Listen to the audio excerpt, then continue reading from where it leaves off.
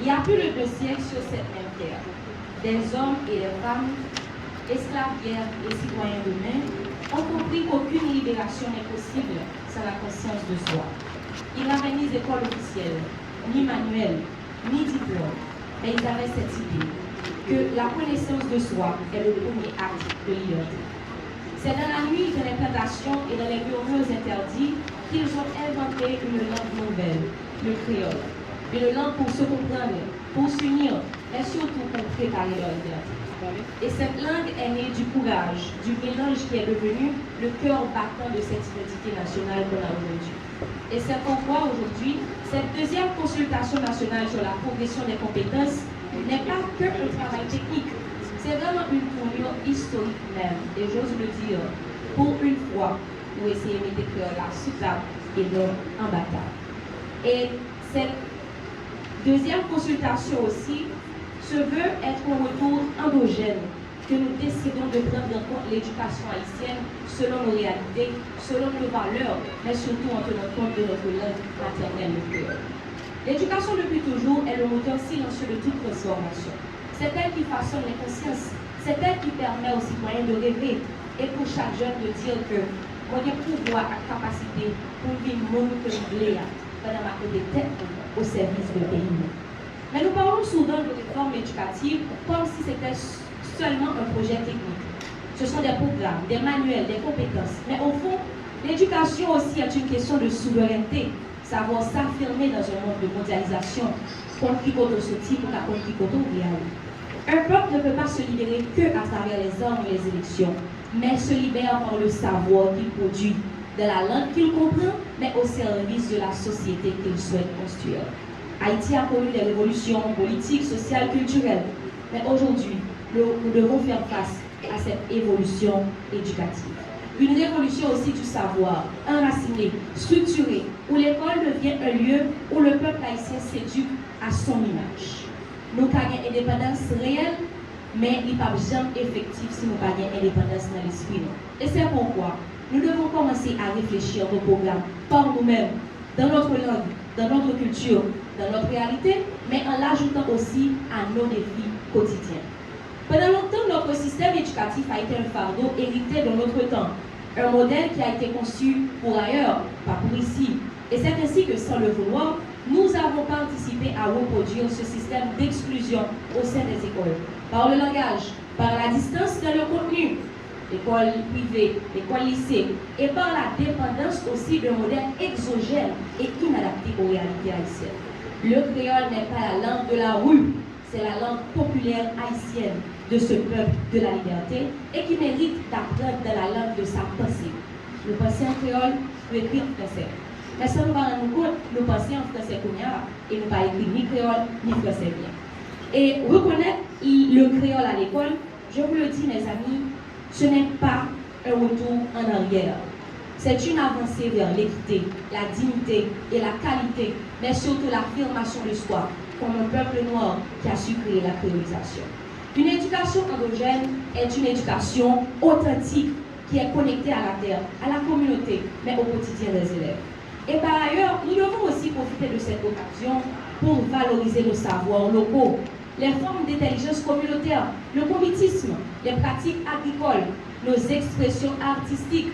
Et je vous le dis, même si il y a une étude qui fait tout ça, mais personnellement, je me dis, sous chaque 5 haïtiens, il y a 4 artistes qui naissent sans au bataillon dans quelle école. Et nous devons apprendre à faire participer les jeunes comme il faut dans ces programmes.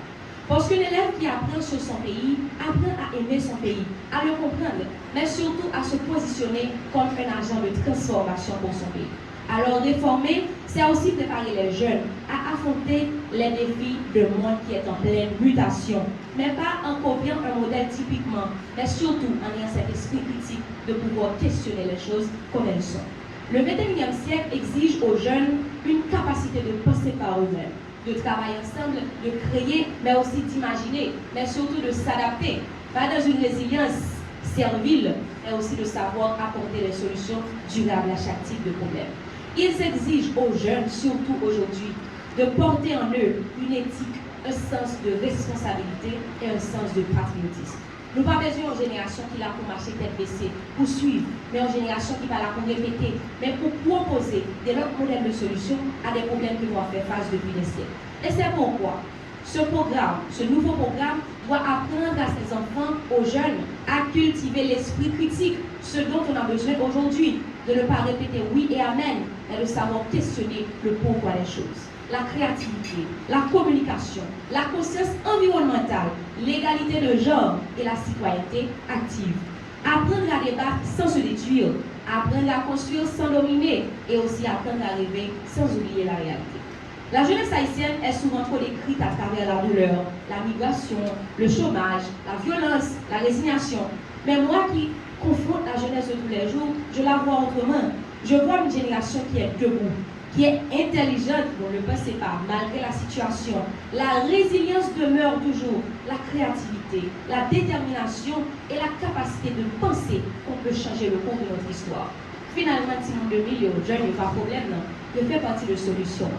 Notre rôle, ce n'est pas d'attendre que les politiques changent, mais plutôt d'y participer, pas pour être que dans les discours, mais aussi pour être présent lors des prises de décisions. Les réformes des programmes scolaires, donc, doivent être un espace de participation réelle pour les jeunes. Nous devons être là dans la réflexion, la conception, la mise en œuvre, le suivi, car, mesdames, messieurs, ce serait ironique de préparer l'avenir sans ceux qui vont vivre cet avenir. Nous besoin de l'école côté jeunes senti au bien valeur, qui est au lycée, qui est dans l'école privée.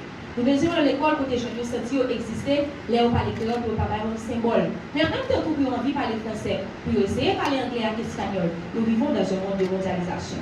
Nous besoin de l'école qui va aux âmes pour développer tête, mais pas seulement des compétences techniques inadaptées à la réalité.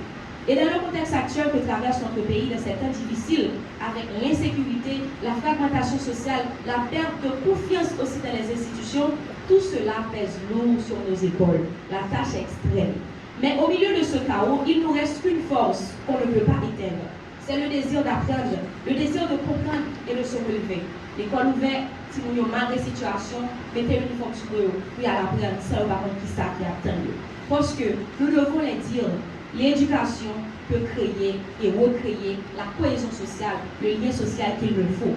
Mais quelle éducation dans quelle école? C'est une école qui doit être inclusive, équitable, qui doit ouvrir ses portes à tous qui ont bien l'argent, qui ont malheureux. Et quelle que soit la langue, l'origine, la classe, la religion et la commune aussi géographique où vous vous situez. Chacun de nous, l'État en premier lieu, à savoir le ministère de l'Éducation, les enseignants, les professeurs et les élèves, mais aussi les parents, vous avez vos responsabilités de cette lourde tâche. Et ceci n'est pas pour demain, c'est pour aujourd'hui même qu'on va commencer. Pour refonder l'école, cela va nous permettre de refonder cette nation, mais sur de nouvelles bases. C'est à travers cette éducation juste, enracinée, que nous pourrons rendre à Haïti ce qu'elle a donné au monde entier, comme par exemple la liberté, l'exemple de ne pas être enchaîné dans les chaînes, parce que nous sommes des mounes, comme mouvement de la Fada l'aime dire. C'est un par nous, c'est responsabilité par nous. Nous devons oser imaginer une école où chaque enfant apprend à lire tout en apprenant à aimer son pays, à devenir des citoyens modèles, dignes, capables de nous représenter aux plus hautes échelles. Car la politique haïtienne, comme vous le voyez, est aussi le produit de cette école. Donc si nous voulons changer l'image du pays, changeons aussi la compréhension et la façon dont on apprend à nos enfants les compétences techniques et les valeurs. Merci et bon atelier.